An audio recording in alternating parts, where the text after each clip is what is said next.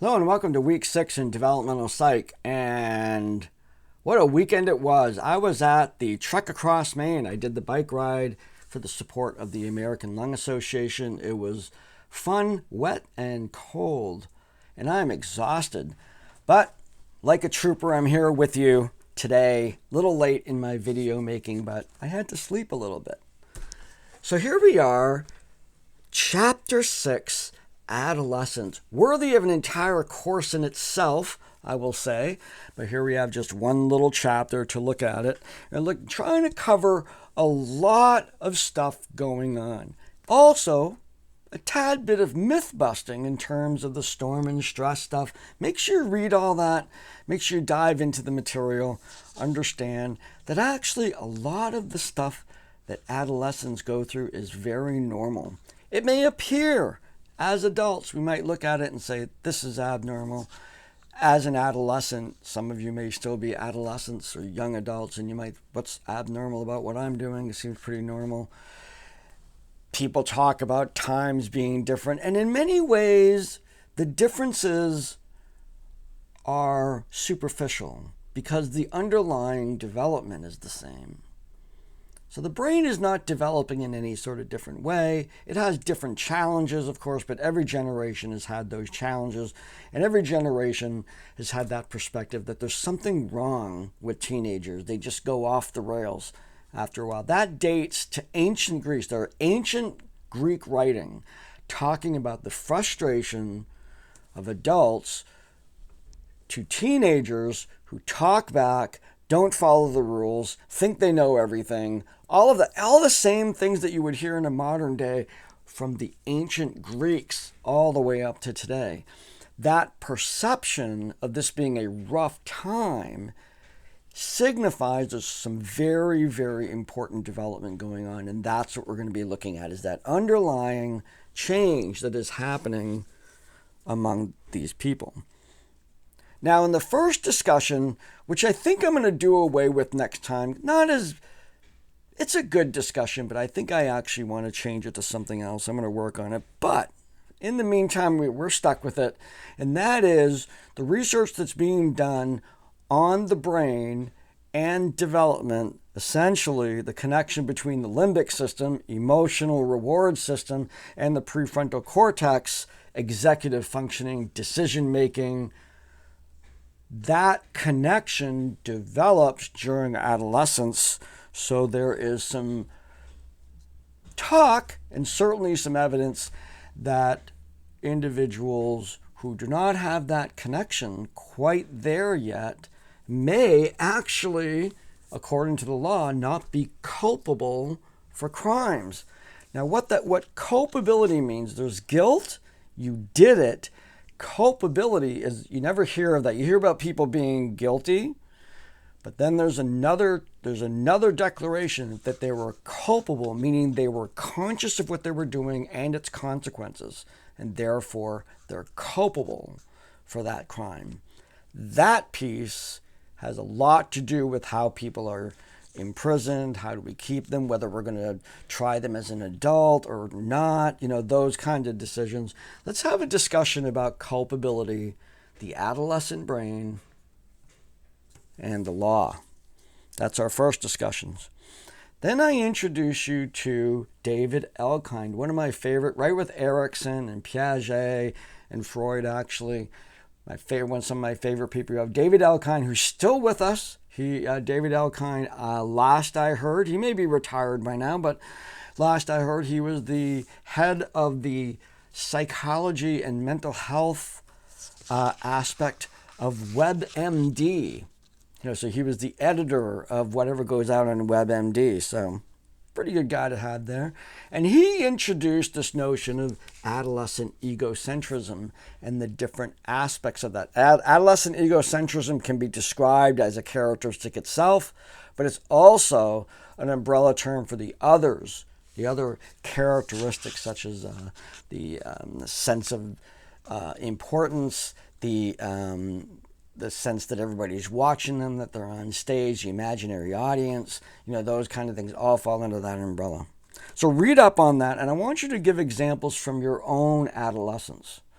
of the feelings of adolescent egocentrism, which often, because it's egocentrism, often play out to others as being egocentric in terms of the overbearing ego, it's all about me, because it sounds and feels like that too, but there's actually different reasons. There's developmental reasons going on as to why adolescent egocentrism is different than egocentrism in middle and late adulthood. Very different.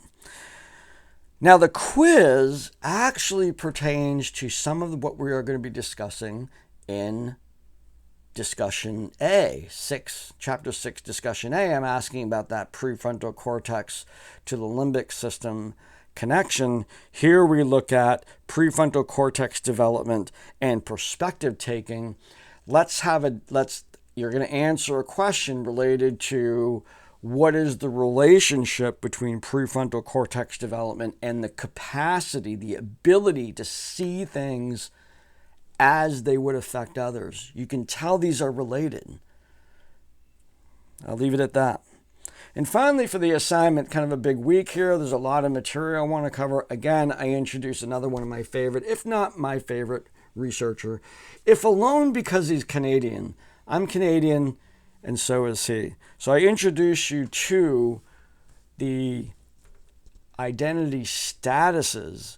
Now, statuses entail that any aspect of our identity can be described, as we took a picture of it, as being in one of 4 statuses, depending on whether or not 2 components of happening. I'm doing like the graph here that's in there. So we have one action that we can take is called crisis, and that's when we're looking at the options, and the other one is commitment. So I'm buying a car.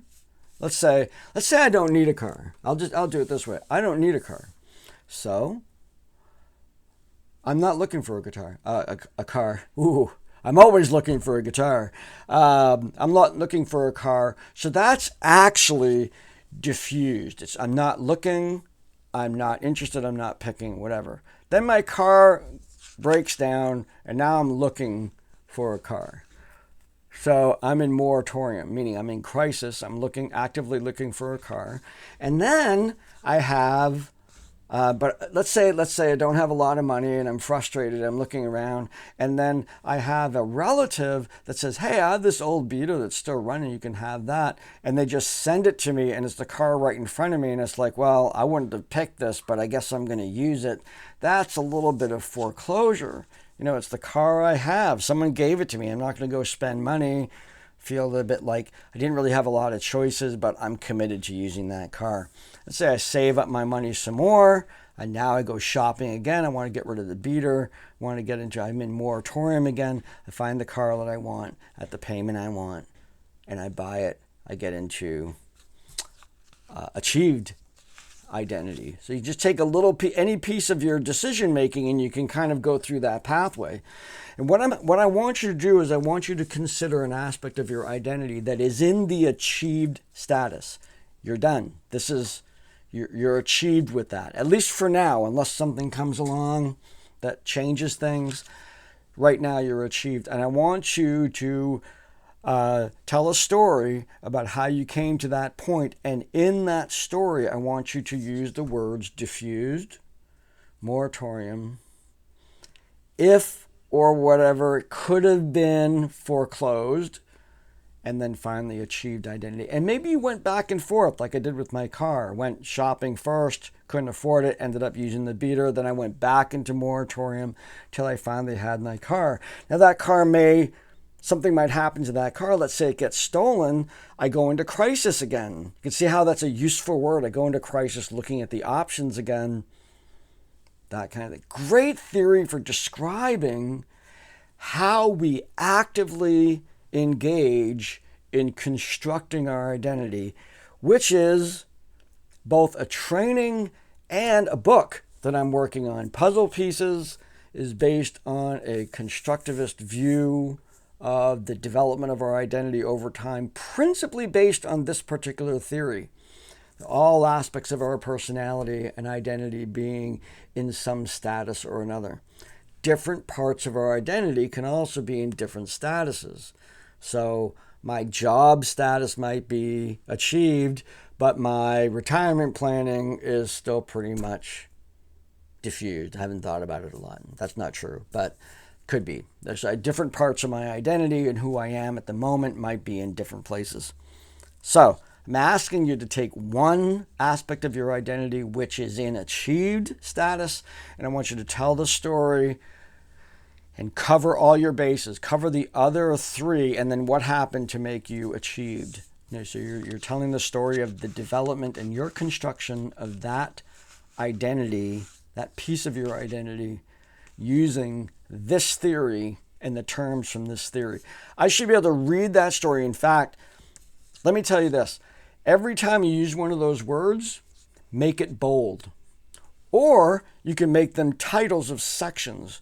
And that this is what was going on when it was diffused. This is what's going on when I was in moratorium. This is what could have happened if it was foreclosed, or it is almost foreclosed, or when I started off it was foreclosed. And then finally, you can do it either way. Make it clear for me that you're covering those bases and demonstrating your understanding of the ability to apply that theory to a personal aspect of your identity, which is the goal. All right, so that's this week's work. Pretty exciting stuff. Those of you who have kids who are not adolescents, this is a good way to understand that it's not really crazy. It's just pretty normal. Those of you who have had teenagers as parents, then you'll be able to understand kind of what you went through. And those of you who are teenagers will have a little bit of understanding why it's tough for us adults to sometimes deal with you. It's what it is. It's normal, but it's as soon as you're past it, you don't kind of remember when you were the same way. Tell your parents that, by the way. They were the same way. They were just as weird as you were. Trust me. Okay, that's enough. Have a great week. It's supposed to be really sunny. I will say that I am going to be taking a little bit of a vacation. On Thursday, I'm leaving for a beach trip, and I'll be gone for the weekend. I will still be checking email, but I will not be checking the course. So if there's stuff that comes up, send me an email. I will not be in the course because I won't have my computer with me. So have a great week. I'll be here right through Wednesday, monitoring things up until then, getting the grading done from last week. And so you too have a good week, and be well to yourself, and I will see you next time. Take care.